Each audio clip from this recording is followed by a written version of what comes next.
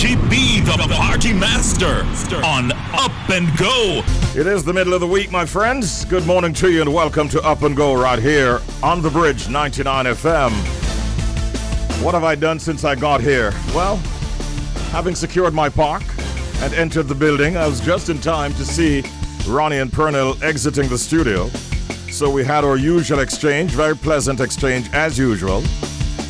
We wished each other a good day, greeted my team, and here I am saying good morning and welcome. It's the middle of the week, it's a hump day, and as they say, if you get over the hump of the middle of the week, then you're well on your way to having a good rest of the week. My name is Richie B, they call me the Party Master, and we've got an exciting, informative program all lined up for you. It's time to get up and be on the go. Jody, you need to tell me how I'm going to pronounce the surname of Maria.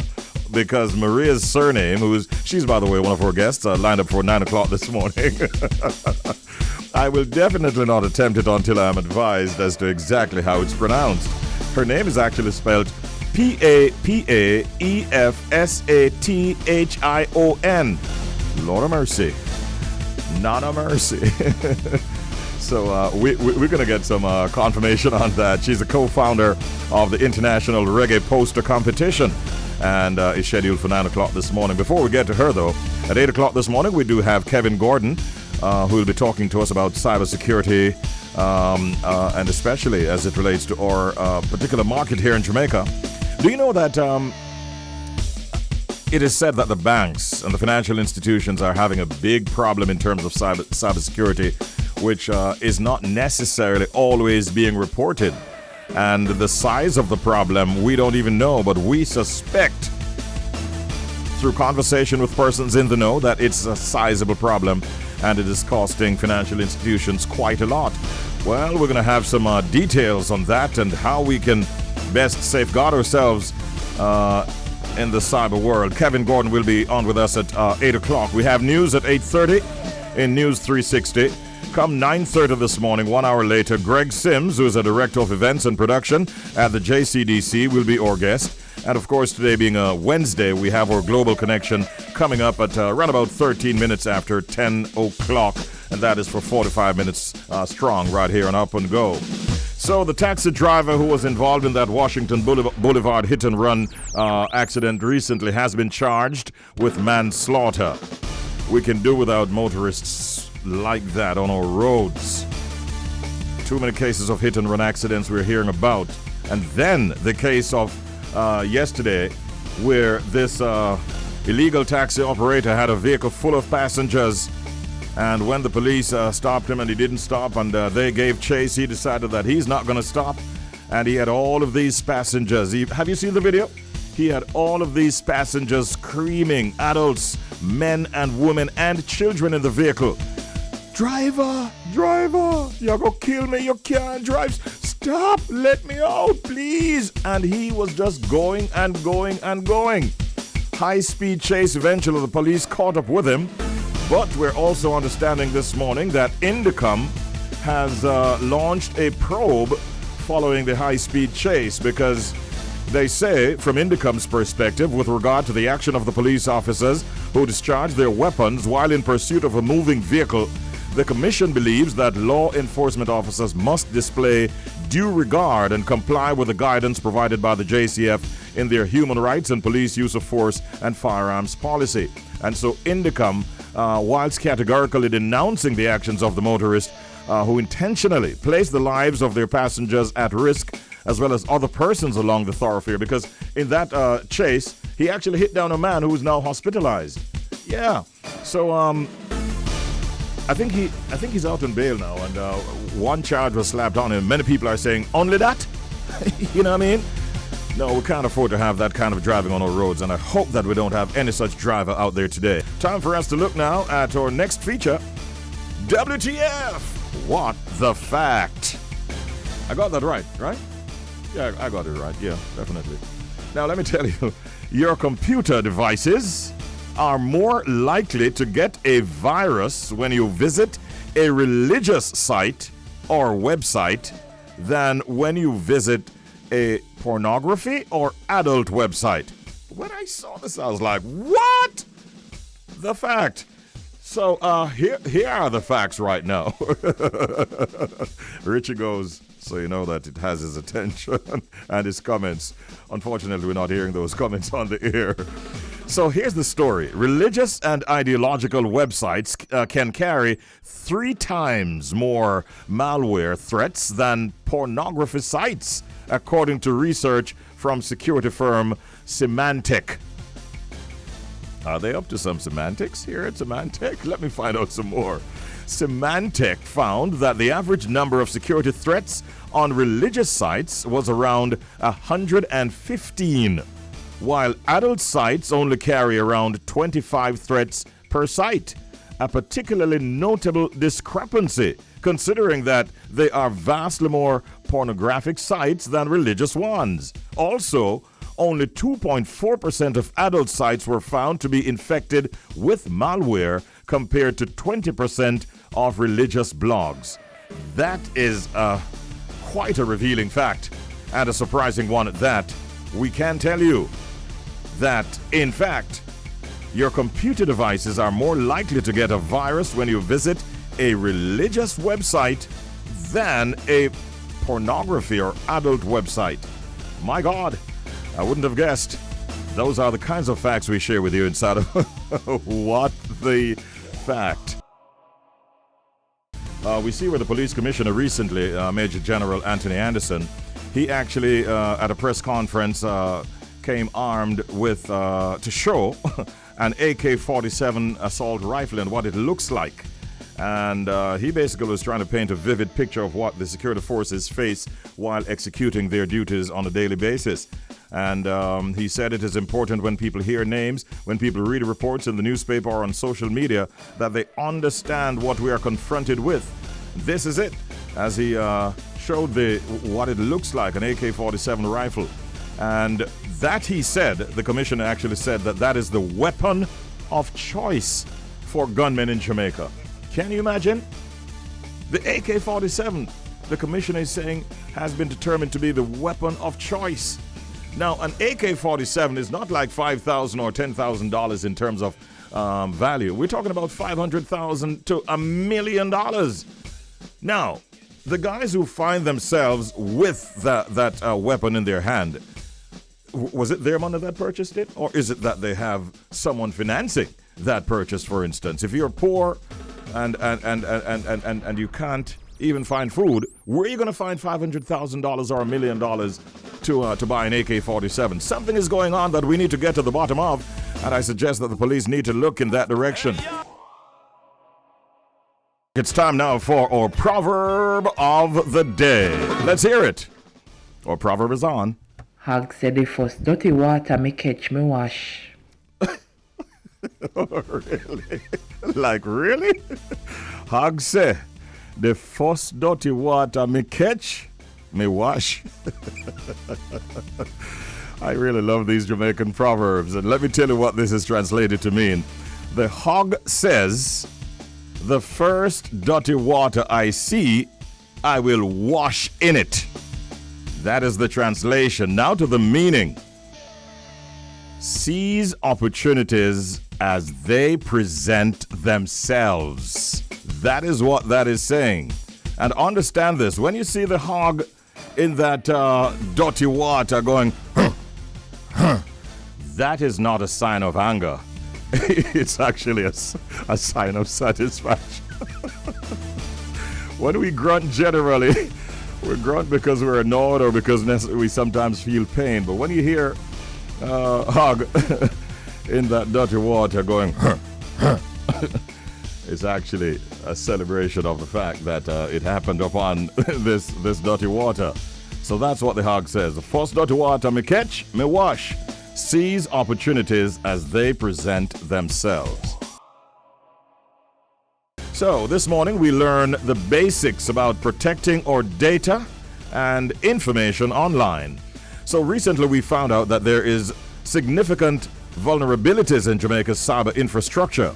Many websites have been hacked, and some persons' information or their data is being held at ransom. We have cybersecurity expert Kevin Gordon, who is here to help us understand what is happening on the deep, dark web and how to protect ourselves and our devices from being hacked. And so we welcome Kevin Gordon at this time. Good morning, Kevin. How are you doing? Good morning, Richie. I am well, fine, thanks. Thank you, Kevin. I'm glad to hear that. You know, before I get into the meat of the matter, I want you to sort of help me with some terminologies, understanding these terms, such as cybersecurity. When we talk about cybersecurity, what are we really talking about? Essentially, it's doing the right thing to protect your data on and offline. So if you have a computer that has information about the company that you're working for or just general information about you, it's your responsibility to ensure that the actions that you take on that computer, whether you're online or offline, your information that's stored there is protected. Mm-hmm. So that's essentially what it is. Just ensuring that your activities are protecting the data that is sitting on that computer. And that's the crown jewel. And that leads me to my next question for you to make it clear so persons understand this reference to data. What is data, and what happens if persons are able to access your personal data online? Well, data is just general information about who you are, the company that you work for, the things that you're doing. And that, again, is the highlight of that's a dream for every hacker, because it gives information about the company's proprietary information, what they are doing. It could be used as a play for another company to get ahead. It could be used as a play for a country to get information about another country, just to get infiltrated in that infrastructure. And it also could be used to do what we call identity theft. It's bigger in North America, but it's also common in the Caribbean. Mm-hmm. And your information could be stolen. Also, credit card information could be stolen as well. And then somebody could be racking up high charges about you and your infrastructure, and you're not aware of it. So these hackers will go after personal information as well as even corporate companies' information. Yeah, man, it's standard. Some companies are not doing some of the right things. And it's not just the banking infrastructure. Mm-hmm. You'd have heard about the Marriott. Someone sat in their infrastructure for 4 years. And we call that a RAT, a remote access Trojan, where someone will get access to someone's computer and they'll work their way into that computer, sit in that computer for 4 years, and they'll take information away from that company for 4 years. And you're not aware of it. Mm-hmm. And at the end of that process, after they have taken the information away, then they encrypt the data. And at that point in time, you'll see what we call a ransom attack or ransomware attack, where your data is now encrypted and they're asking you for millions of dollars to get your data back. Mm-hmm. And a lot of these companies, unfortunately, Richie B, they do not see cybersecurity as a revenue protector. They see it as a cost center. And that is the issue. That is what we need to fix in the Caribbean. North America, not so bad, because, they've been hit significantly and persons have realized that cybersecurity is important. In the Caribbean, we're doing, we're coming along, but we're not there yet.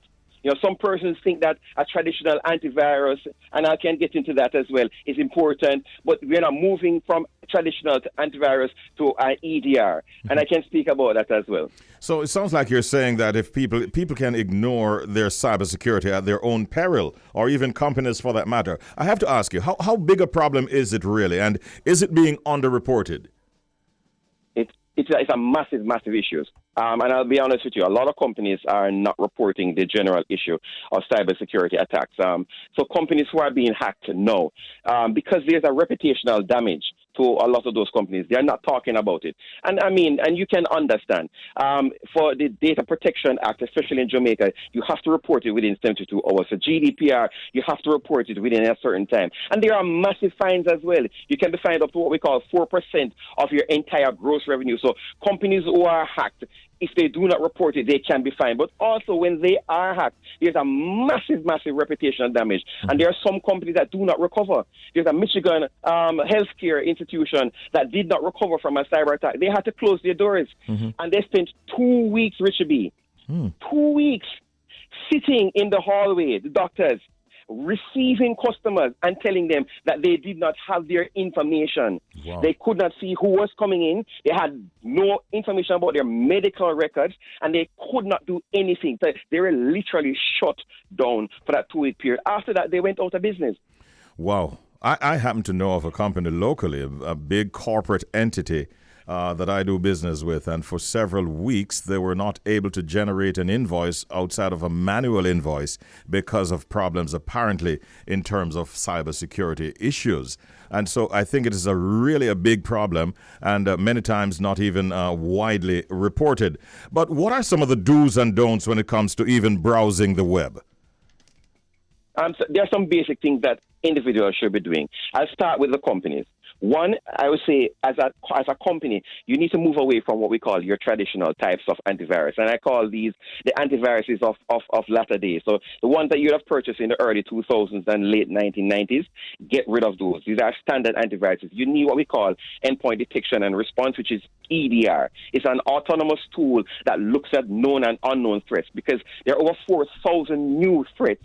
And we call these massive ransomware threats that happens every single day. There's 300,000 new malwares created every single day. You cannot catch all of them with what we call a signature-based antivirus. I'll get very high level. If there's a vulnerability sitting in your environment, it will be exposed and you will be hacked. At the individual level, users need to do a few things. One, turn on what we call MFA if you have access to these services online. So you're going to your bank.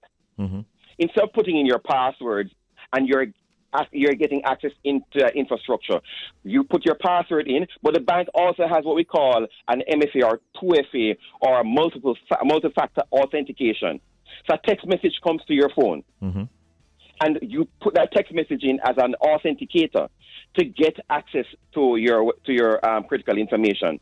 Why is that important? So let's say your phone is stolen, or let's say someone has access to your password. They get access to your password, and they have your username, and 2FA is not enabled. They have access to your information. If 2FA is enabled, then they have to have access to your phone as well. So that's also important. Secondly, do not click on everything you see. One click can take not just your computer down, but your entire organization. We call this zero trust. Even if someone sends something to you and it looks like a legitimate email from Richie B or Kevin Gordon, if it is suspicious, if you do not see the general signature, the general look and feel, look at the header file to see that it's Richie B's email account, Kevin Gordon's email account, be very suspicious of everything you see, especially if you see an attachment or a link for you to click on. It is okay to call Richie. It's okay to call Kevin just to ask, did you send me this email? Yes. Even if you're expecting it, be cautious. Yeah. And then ensure that you have a proper antivirus on your computer. Move away from traditional signature-based antivirus. The ones that you've purchased in 2020 or in 2001 and 2002, those are outdated. You need to get current EDR for your computers. Are the hackers ahead of us? Are we playing catch up with them? In cybersecurity, we say there is no 100%. There's no surety that you'll find every single thing in the environment. These guys this is what they do day in and day out. They live to hack. And they're bypassing a lot of the traditional protection. So people are putting in firewalls, they're protecting their network, thinking that they're okay. These are no longer effective, not as effective as they were in 2001. So yes, they are way ahead of us, Richie B, way ahead. And we are catching up. In a lot of countries, they are doing the right things. Some companies are doing the right things.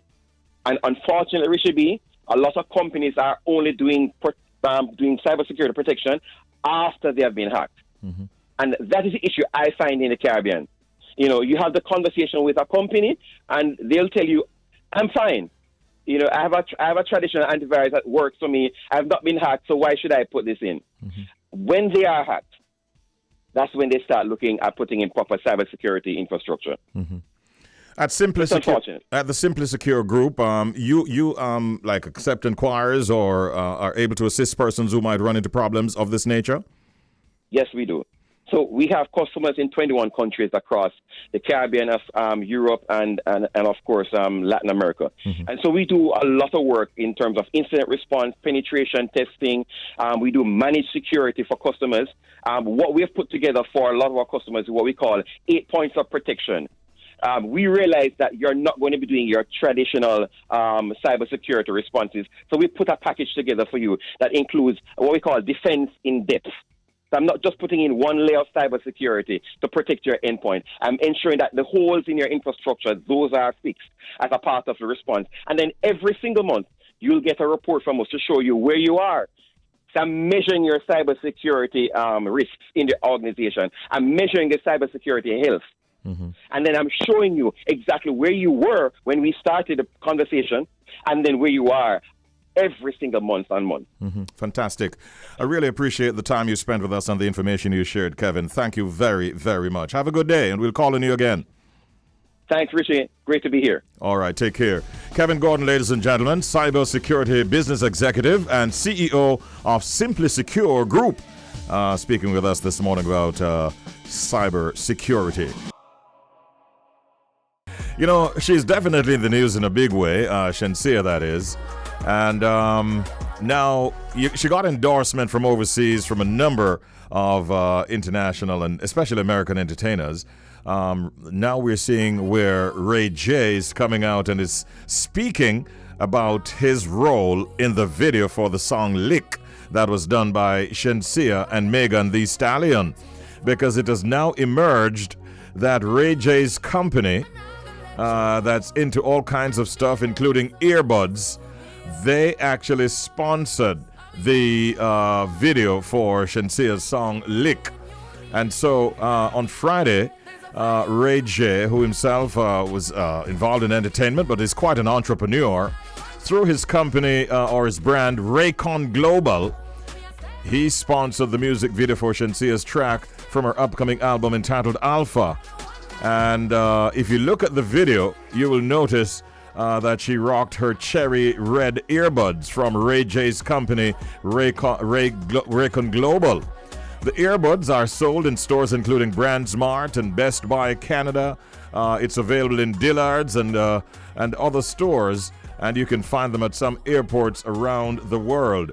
So they sponsored this video. His company, we understand, when we did a little research on it in US Weekly, it's seen that there are about $100 million that they have actually earned or made since their launch some 5 years ago. And the earbuds that Shenseea is rocking in that video for Lick, they actually retail for about $80 US. Well, they say $79.99. So as it is, ladies and gentlemen, Ray J was definitely very involved. She's actually in the video in one scene where she's wearing a sexy skin-colored leotard. Ray J is actually standing there gazing at her body. So he is celebrating and thanking Shenseea for allowing his company to actually sponsor her video. Now we know the deets on that, and we thought we'd share it with you. This morning we do have a very special guest at this time. I did say on air earlier that I would take a few moments to listen to the help that she provided, Jody, in terms of how she pronounces her surname. You know something? I didn't actually get a chance to do that. So let us just tell you that we will be speaking now with the co-founder of the International Reggae Poster Competition. And Maria has joined us. Good morning, Maria. Good morning. How are you doing today? I'm fine. How are you? I'm good and happy to have you here with us on the air and also on our screens as well. Maria, I'm sure that you get this asked many times. How do you pronounce your surname? Help us. Yeah, I do get that. It's Papaefstathiou. Papaefstathiou? Yeah, Papaefstathiou. Yeah. Oh, okay. Thank you for that. So the International Reggae Poster Contest, IRPC, is announcing its 8th call for entries. Tell us about the history of this International Reggae Poster Competition. It was conceived in 2011 by Michael Thompson, also known as Freestyle Artists Without Borders. Michael wanted to find a way to start a conversation about his vision. He wanted to find a medium to draw attention to the grand enterprise of establishing a Reggae Hall of Fame museum and performances center in Kingston. Mm-hmm. So he started making posters about it, and people were seeing the posters and actually thought that the museum exists, and they were asking where it is so they can go and see it. And from there, he realized that a good medium to do that would be to start a poster competition. So that would draw designers to participate and share their own view on reggae music. Mm-hmm. So here you are in 2022 at your 10th staging. You have a theme, Women in Reggae. Can you break it down exactly what you're trying to achieve with a theme like that for this year's competition? The idea is to celebrate women in and of reggae, to highlight the roles of them as songwriters, singers, DJs, producer, artist, manager, etc. Mm-hmm. But also to honor the women whose powerful roles in society as freedom fighters, cultural activists, and nurturers are being documented in Jamaican music. Mm-hmm. So who's eligible to enter? Everyone, as long as they know how to design. We had a participant 2 years ago, 5 years old, from China, and she got into the 100. So a 5-year-old? Yeah. Wow, I couldn't believe it. That's fantastic. Her father wrote me and said that she likes, to design. She participates in other competitions as well. And obviously, there's no age limit in terms of the entries that you're accepting. No. When is the deadline for entries, and how can persons actually enter? It's April 1, and they can go to the website, reggaepostercontest.com, and they have to register and read the rules and send their posters. Okay. And when, and well, I want to know both where and when will the posters be actually displayed? For this year, this hasn't been decided yet, because usually exhibitions are coming after the winners are announced. So I can't answer that yet. Okay. Well, that we'll hear closer to the date of such announcement. But you still see reggae as a very potent force, don't you? Yeah. Mm-hmm. And you see growth in the forecast from your perspective, internationally? You mean about the contest? The music of reggae music. You see growth for the music in the forecast? Yeah, definitely. We see many new artists coming out. I see artists from other countries growing. Here in Greece, we have some amazing artists as well. Mm-hmm. So I think it's growing. It keeps growing. It's not a music that will die. Yeah. Can you remember how many entries you had, say, last year? Last year, we didn't have a reggae poster contest. We had a contest, but it was on. The theme was shadows after dark. Okay. And it was to raise awareness on human trafficking. Okay. So it was a different one. But we had 1,400, something like that. Wow. The year before, that was reggae poster contest. It was about 1,200. Okay. We usually get this amount from 70, 80 countries. Wow. Well, I hope that you get a lot of entries and a lot of good ones as well. And I wish you. I hope so too. Yes, I wish you all the very best in with this competition, the International Reggae Poster Contest. And you heard from Maria exactly how you can enter. Get started, and good luck. Thank you so much for talking with us, and have a great day, Maria. Thank you so much for inviting me. All right, our pleasure. Take good care. Okay. Yeah, you too. Bye-bye. I couldn't believe this one. This has to do with what the governor of West Virginia did in trying to make a point recently. And there are lots and lots of comments in relation to his actions. He carried his dog to be a part of this particular press release. And he was being somewhat disrespectful to Bette Midler. You know, the famous Bette Midler. Because she has been criticizing him and his performance on the job as governor of West Virginia in the United States of America.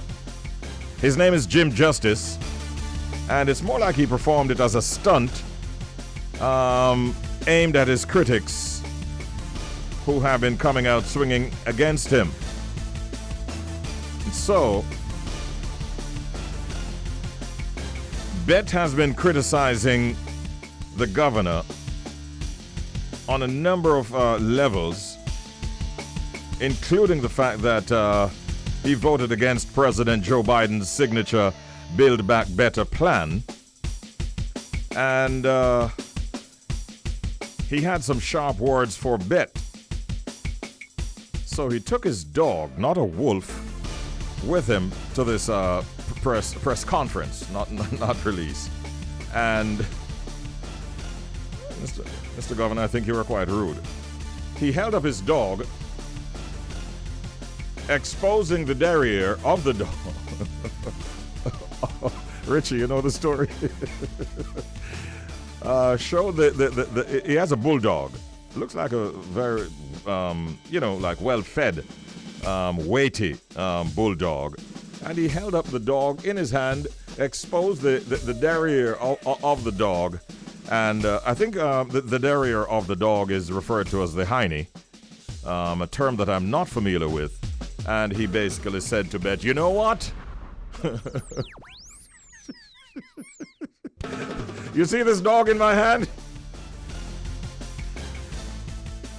It's almost like he's saying, look at the section that I'm exposing.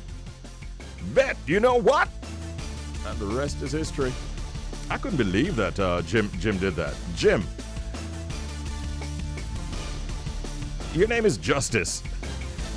Do you think you did justice to just one critic, my brother? I wonder what the dog would have to say about this if he knew what was going on. Maybe he'd say, listen, take my butt out of this. I don't want to be a part of this. So now he's getting a lot of criticisms for that action. And Bette has also gone out in a tweet and says the dog's butt would do a better job running this place than you have been doing yourself, Mr. Governor. It's now time for us to have another guest talk to us about some happenings of interest to many of our listeners, as the opening of interest for the JCDC's 2022 competitions is now happening. Entries are being accepted for several 2022 competitions courtesy of the JCDC. It's a special year, and we will be celebrating Jamaica 60, our nation's Diamond Jubilee, and the JCDC is looking for the best creative talent that the nation has to offer. This morning we're joined by Mr. Greg Sims, who will tell us about, more about these competitions. Good morning, Greg. How are you doing? Good morning. How are you? Not too bad at all, my brother. Welcome to the program. This is Up and Go. So entries are open in a number of categories, I suspect. What categories of competitions are now open for entries? All of them. And one tap. Did you say all of them? Every single one of them empty. I've opened right now. So it is your opportunity to really celebrate with us. You know, it's Jamaica 60. So there's the festival song, Jamaica Gospel Star. Festival Queen is open. If you're into the visual arts, photography, painting, ceramics, visual arts is open. Culinary arts, if you cook, if you love to cook, come and try your hand there and win medals. In culinary arts, creative writing is open. And of course, our bedrock, the performing arts. Mm-hmm. Speech, drama, dance, traditional folk forms, music, theater, drama. All our competitions are open now to the public, and we're inviting everyone to come on and participate. Now is when you're getting really busy at the JCDC, isn't that so? Absolutely. We're busy all year, so we would have just completed some training and workshop sessions, engaging the public in our various disciplines. But yes, we're about to get a bit more busy now working through our programs and competitions as they climax in the independence period, and then we start it all over again. Yeah. Most of these cutoffs, you have deadlines, don't you? In many instances. Absolutely. So the first deadline I want people to be aware of is festival song, calling all songwriters, producers to get on that right away. We close the end of this month, Reggae month. February 28th is the deadline for that, as well as the performing arts close on the 28th. So dance, drama, speech, music, then sort of something there. Please look out for that deadline. We have deadlines after that. Jamaica Gospel Star also closes on the February 28th, by the way. So look out for that one too. It's a revamp of the Jamaica Gospel Song competition where you submit your talent video and you get an opportunity to compete for cash prizes and awards in a televised product. The Festival Queen is in March, Visual Arts, Culinary Arts, and Creative Writing. They have a bit more time for those, but Festival Song, Gospel Star, and the Performing Arts, that close right around the corner. Since we're celebrating our Diamond Jubilee, 60th anniversary of our independence, are you working with a theme this year? Are we to expect even a little bit more because of this major achievement of our country? Absolutely, and we'll soon announce, Minister Granger will soon come to the public with all the details as we reignite the nation for greatness. So that is something to look forward to, and a bit more program activities. Everything would be bigger this year, especially because it's a milestone year. So we can look out for those details soon. All right, so persons who would like to enter, what should they be doing now? Right now, you need to come on our website, jcdc.gov.jm, and just click on the link for our competitions, and you'll find all the rules and regulations there you need to know how to enter. You're going to submit your first step is to submit your entry online, and the good thing is most of them are free. You don't have to pay $1 to participate in them, except for the festival song, which has $1,000, only $1,000 for the festival song competition. But the rest of them free, and you would submit your video if you need to submit video, photograph, or a Word PDF file, depending on what you're entering. But it's open to Jamaicans, not only here, but in the diaspora. So once you're interested to come and explore and develop your talent, we welcome your entry. From where I sit, I would have to say, Greg, that there is a buzz in relation to the Diamond Jubilee. Are you picking that up, and are you expecting that you'll be maybe even getting more entries this year than is customary? Absolutely. One thing about us as Jamaicans, we're very proud of ourselves as a people. And once there's opportunity and occasion to celebrate who we are, we're going to do the most, like any Jamaican anywhere. And we are getting the queries, we are getting the calls, we are getting the interest in our programs. And I'm just encouraging everybody to say, hey, this is the year, it's any other year, to ensure that you get a chance to celebrate on the nation's greatest platform for talent and talent development. Come and check it out. All right. Well, listen, I wish you all the best. I'm sure that we'll be talking much more as we get closer to our independence celebrations and so on. And I definitely hope that it'll be a great year for all of us. Thank you so much for talking with us, Greg, and all the best to you and the team at the JCDC. Thank you so much, Richie B. Have a wonderful day. Much appreciated. A chat there, ladies and gentlemen, with Greg Sims, the Director of Events and Production at the Jamaica Cultural Development Commission, the JCDC. And remember, the first question I asked him was whether or not entries are open for all the competition. And his first retort was, all of them. So make sure that you enter. And there's a lot to gain and also prizes to be won. So do what you got to do. With no more time to waste, no more time to delay, I'm going to make that connection to the Bridge 99 FM in Jamaica. And connect with my brother Richie B. It's time to up and go. Medea. Where I say Richie? Oh, go on, family. Everything good, fam? Everything good on your end?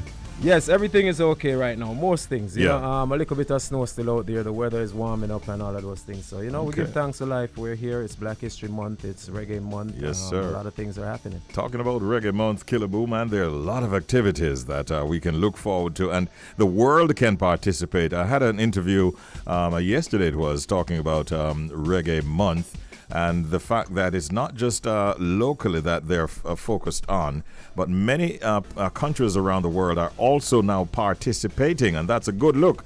Yes, it is. I was actually just looking at one of the activities for Reggae Month, and that is Sizzla Kalonji will be making an appearance with a 35-piece orchestra. How does that grab you? Wow, that's going to be something exceptional. I haven't think that he has done anything like that before. No, I don't think so. No, that nice, man. During his lifetime, I interviewed John Holt when he had made an appearance with the orchestra over there in London, England. I think the London Philharmonic or something like that. And he actually said to me that was his best moment as a performer. And nice. I'm just already imagining Sizzla delving into his catalog and coming up with some of those big hits, working with a 35-piece orchestra. That is something that is highly anticipated from where I sit. Yes, it is. It's definitely a good look. You know, I believe, who was it that did this before? Freddie McGregor. Freddie McGregor also did one, yeah. Yes, did something like this before, and it was exceptional to see him on stage with that orchestra performing. You know, it was a good look for reggae music. And like you say, a lot of people are celebrating Reggae Month all over the world. Reggae is world music, is a message music, it's peace music. Yeah. You know, so big up reggae. Sometimes protest. Yes, but definitely carrying the plight of the poor and the underprivileged and so on, and those help us to fight against injustice and all of that kind of stuff. We really are onto something big. Richie B, the party master, on Up and Go, the Bridge 99 FM.